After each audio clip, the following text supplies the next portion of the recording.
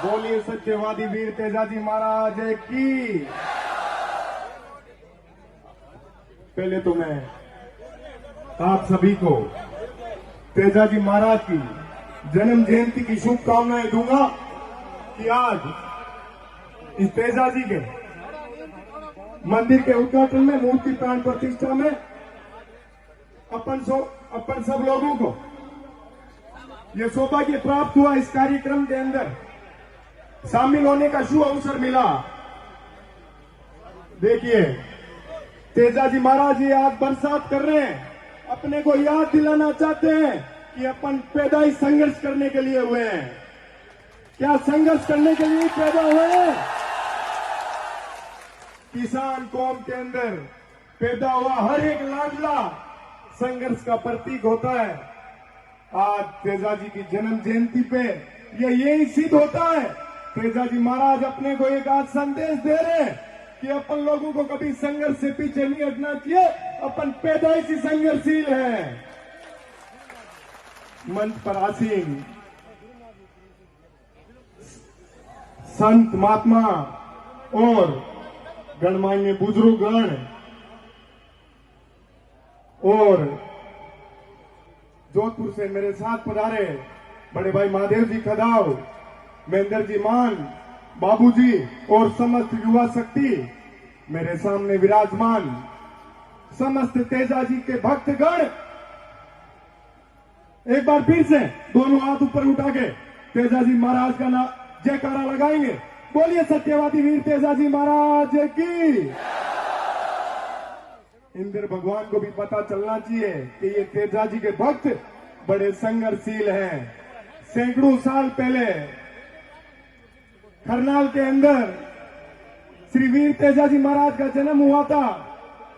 कल मैं करनाल की माटी सर पे लगा के तेजाजी महाराज का आशीर्वाद लेके जोधपुर के लिए रवाना हुआ था और समस्त प्रदेशवासियों के उज्जवल भविष्य की मैंने कामना की थी। मैं तो कहता हूं, मेरे तो सत्यवादी वीर तेजाजी महाराज का पर्चा खुद ने स्वयं ने देख रखा है।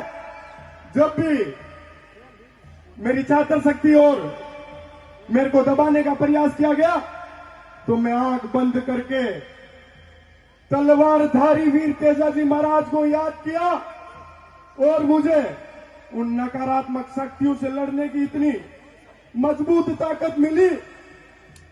आज आपके सामने एक सफल उदाहरण है कि तेजाजी महाराज का दिया हुआ आशीर्वाद मैंने राजस्थान विश्वविद्यालय फतेह किया।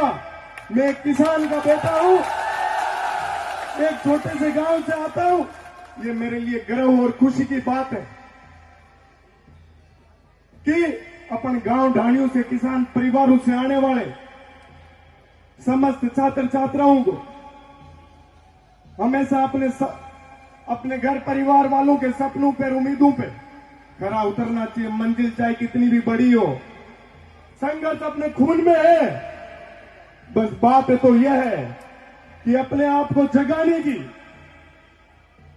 आप सोचिए, तेजाजी महाराज भगवान महादेव का अवतार लेके इस धरती पे जन्म लिया था और आज सैकड़ों सालों से अपन पूज रहे हैं और तेजाजी इतना मजबूती से अपन लोगों को आशीर्वाद दे रहे हैं कि अपन दिन प्रतिदिन सही दिशा में, सही मंजिल की ओर बढ़ रहे हैं। तो अपन लोगों को तय करना चाहिए,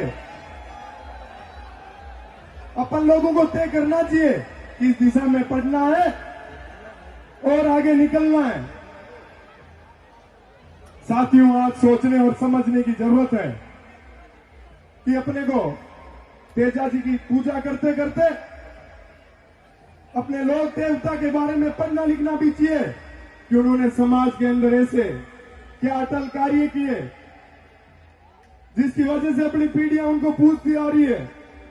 तेजाजी महाराज ने माताओं बहनों के लिए, गौ माता के लिए अपने आप का बलिदान दे दिया था, इस समाज को बचाने के लिए, सर्व समाज की रक्षा करने के लिए। अपन लोगों को भी अपनी ताकत का अंदाजा लगाना चाहिए और इस सर्व समाज की रक्षा करते हुए समाज के अंदर एक नई मिसाल पेश करनी चाहिए।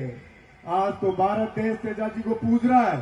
यदि प्रत्येक व्यक्ति तेजा जी का रूप मान के अपने आप को इस समाज के अंदर अच्छा कार्य करेंगे, एक नई मिसाल पेश करेंगे, तो पूरे विश्व भर के अंदर अपने लोक देवता आराध्य देव तेजा जी पूजे जाएंगे।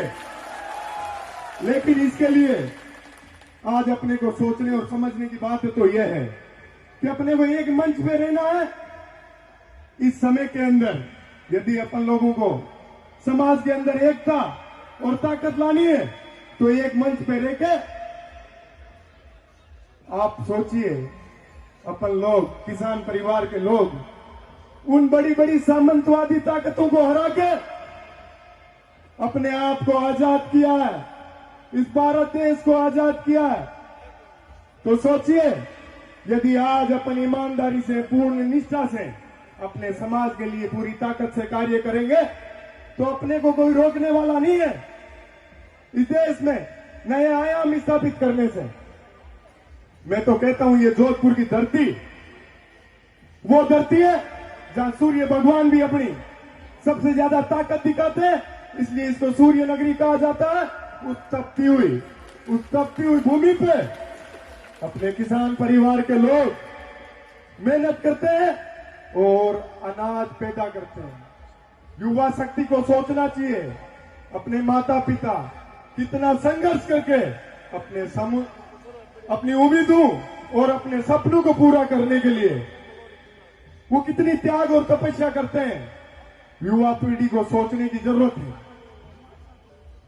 यदि आप लोगों को अपनी स्कूल शिक्षा पूरी करने के बाद राजधानी में पढ़ने लिखने आना हो और आपके साथ यदि कोई समस्या होती हो और कहीं आप कमजोर पड़ते हो तो आपके भाई को याद करना, हर समय हर पल आपके संघर्ष के अंदर कंधे से कंधा मिला के मैं खड़ा रहूंगा, लेकिन आपको कभी झुकने नहीं दूंगा, कभी कमजोर नहीं होने दूंगा।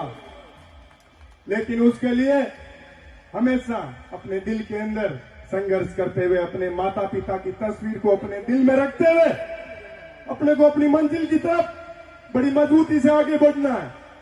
मैं तो बताना चाहता हूं, आपका जिला जोधपुर जिला वो जिला है प्रकृति की रक्षा करते हुए खेचड़ी गांव को गोद में लिया हुआ बैठा है। इस विश्व के अंदर, पूरे भारतवर्ष के अंदर इससे बड़ा कोई उदाहरण नहीं है जिसने प्रकृति की रक्षा करते हुए उन वीरांगनाओं ने, उन वीरों ने अपना बलिदान दे दिया था। तो आपको जागने की जरूरत है, अपने आप को आगे लाने की जरूरत है।